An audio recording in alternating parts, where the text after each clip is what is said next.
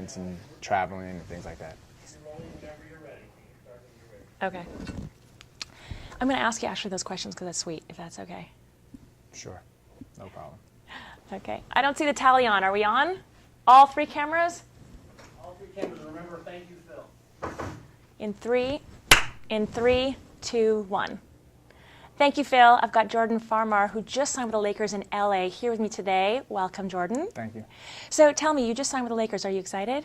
I'm very excited, being a kid from Los Angeles and having previously played here for the Lakers and understanding what it means to me, my family, and just the whole city. It was a very, very good opportunity and situation for me to be able to come back. So I'm going to ask you a tough question. I understand that you were offered several $1 million to play with other teams, but you chose to come to the Lakers and also not to be a starter, to play behind Steve Nash. Tell me why. You must really love the Lakers. I do. I think I've been a Laker my whole life, pretty much. And I played elsewhere, got great basketball and life experience, but at this time in my life and career, I wanted to come back home and contribute, here in Los Angeles and play for the Lakers again. Okay. So tell me about some of your other experiences. I know that you played in Israel for a while. What team did you play for? I did. During the lockout, when everybody was kind of on break, sitting at home, in 2011, I decided yeah. to play for Maccabi Tel Aviv in Israel, and had the time of my life, both on and off the court, which kind of opened the opportunity for me to go back to Europe and even consider living and playing there as opposed to playing in the NBA. Then after that, I came back to the NBA, finished the season off, and got an offer from a team in Istanbul, who I just played for, Anadolu Efes in Turkey, which was also a great experience. When I was there, I was kind of homesick and missing home. It wasn't quite like Israel. For people who don't know, Israel's like an extension of America. People speak English, we live right on the beach. It was familiar to me. And then I lived in Istanbul, which was a Muslim country, and it was completely different. Not in a bad way, just different. Is that the reason why you decided to put some camps together to try to put Palestinian children and Israeli children to play together? I just did that through my foundation and with my background, being a multicultural kid coming from a mixed background. I kind of am a melting pot of everything. Yeah, my mom's white Jewish, my dad's black Christian, and for me, the race or religion aspect of life doesn't really matter much. So to use basketball as a medium to get Palestinian kids to play on the same team as Israeli kids, and how did that work at the beginning? It worked well. They were all before they start playing, and they're all sort of looking at each other. Before they start playing, they consider themselves like enemies. They look at each other funny, but once you break them up, mix them all together and get them competing and trying to work together for a common goal, they completely forget the fact that one's Palestinian and the other's Israeli, and it just becomes a friend trying to win a game. Were they high-fiving each other towards the end? It was really cool to see. And so one guy's doing a pick for the other guy and kind of helping each other out? Yeah, exactly. Oh, that's exciting. It was really cool. So then you came back. So you finished off in Istanbul, and then you came back to, when did you get back to LA? I got back to Los Angeles in the early June.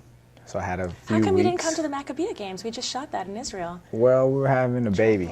My wife was pregnant, and Mazel tov. I tried to stay around her as much as possible to help with the last, part of the last trimester. Oh, good. So you just had a So we did. girl. She ended up coming out, and everything's okay. She's healthy and beautiful, and we had our second baby girl. Yeah. So what are your daughters' names? My oldest is Phoenix, okay. And my youngest is Callie with a K. Nice. Yeah. Oh, Callie with a K. Yeah, with a K. And do you think they might play? Now, I know that your wife plays pro soccer. She did.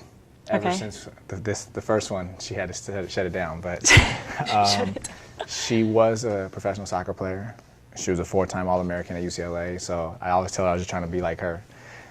So our kids should be pretty athletic. Did you guys meet at UCLA together? We did meet at UCLA. Okay. We met in college, but we went to the same junior high school, went to the same high school. We just never crossed paths until we actually got to college. Are you guys in the same age, or? No, she's a few years older than I am. I like older women, yeah. It's worked for me so far. So that worked out. So are you thinking your kids are hoping to go to sports or whatever they want? Pretty much whatever they want. I think they'll have some good options. If they're like their mother, they'll have good genes and they'll be just fine. So I'm not too worried about it, but whatever they want to do, I'm sure they'll be great at it. Oh, you sound like a great dad. All right, let's get back to some more basketball. So now you're playing for the LA Lakers, and you're on the same team with Kobe Bryant, who's, you know, revered by many to be one of the best players of all time. How does it feel to play with someone who's very intense and very good? It was great playing with him. You know, we played together for 4 years early in my career.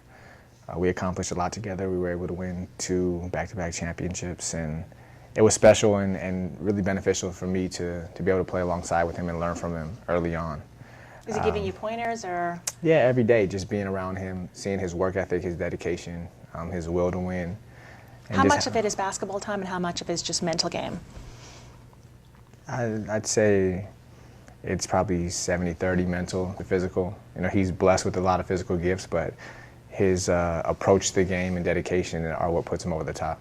Okay. And what about your dedication? What do you, some things that you do prepare right before a game, some mental things that you do? Yeah, I mean, I'm a very hard worker. I think I'm 6'2", 185 pounds. You know, I'm a normal sized human being, kid from Los Angeles, that if things didn't just line up right for me and me put myself in situations to be successful and work extremely hard, there's no way I would be where I am today. It's so true. You know, I really commend you for pushing the extra mile.